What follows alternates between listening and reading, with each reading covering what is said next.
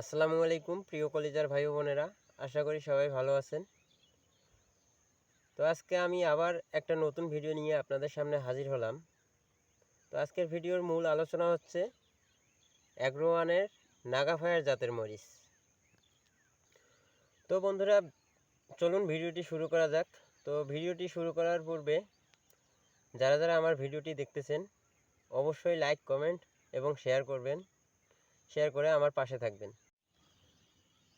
তো বন্ধুরা, চলুন ভিডিওটি শুরু করা যাক। এই দেখেন, এই হচ্ছে আমার মরিচের প্রজেক্ট। এটা হচ্ছে অ্যাগ্রোওয়ানের নাগাফায়ার জাতের মরিচ। আমি অ্যাগ্রোওয়ান থেকে সংগ্রহ করেছি এই মরিচটা। এই জাতের মরিচের চারা আমি নিজেই ট্রের মধ্যে করে চারা করে এই জমিতে লাগিয়েছি। জমিতে চারা লাগানোর পদ্ধতি হচ্ছে, আমরা এটা মালচিং ফিল্মে করে মালচিং ফিল্ম বিছিয়ে এই চারা লাগিয়েছি। এখানে 5% জমি আছে। এই 5% জমির মধ্যে 500 চারা রোপণ করেছি। তো আপনারা কিভাবে জমি তৈরি করবেন সেটা আপনাদের বলছি। তো এই এক একটা করে বেড 30 ইঞ্চি অর্থাৎ 2.5 ফিট করে আছে, আর নালার সাইজ হচ্ছে 2 ফিট করে। তো আমরা এখানে 18 ইঞ্চি পর পর এক একটা করে গাছের দূরত্ব রেখেছি, এবং এ সাইডেও 18 ইঞ্চি পর পর রাখা হয়েছে। এটা হচ্ছে জিগজাগ পদ্ধতিতে এভাবে সারিবদ্ধ করে আমরা চারা রোপণ করেছি। তো বন্ধুরা, চলুন এই জাতটা সম্পর্কে জানা যাক। এটা আসলে খুবই ভাইরাস সহনশীল এবং অধিক ফলনশীল একটা জাত। তার প্রমাণ দেখেন এই একটা গাছে, এই দেখেন এই একটা, এই দেখেন এখানে একটা, এখানে একটা।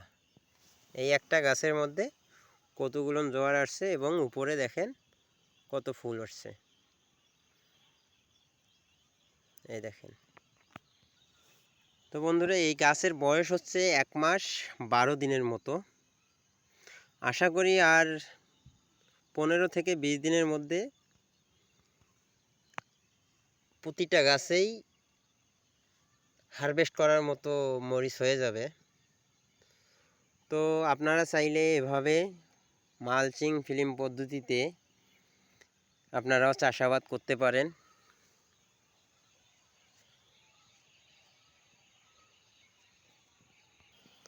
আসলে কৃষি হচ্ছে একটা হালাল উপার্জন। বাংলাদেশ হচ্ছে কৃষি নির্ভরশীল দেশ। তো দেখেন, এভাবে আপনারা যদি নিজেরাই চাষাবাদ করেন তাহলে হয়তোবা দেশ অনেক আগাই যেতে পারে। তো বন্ধুরা, কারো যদি মরিচের চারার প্রয়োজন হয়ে থাকে আমার কমেন্টে জানাবেন বা ইনবক্সে মেসেজ করতে পারেন। আমি পাশাপাশি মরিচের চারা সরবরাহ করে থাকি।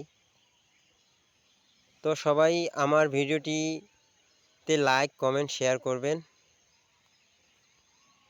শেয়ার করে পাশে থাকবেন। আল্লাহ হাফেজ, সবাইকে ধন্যবাদ।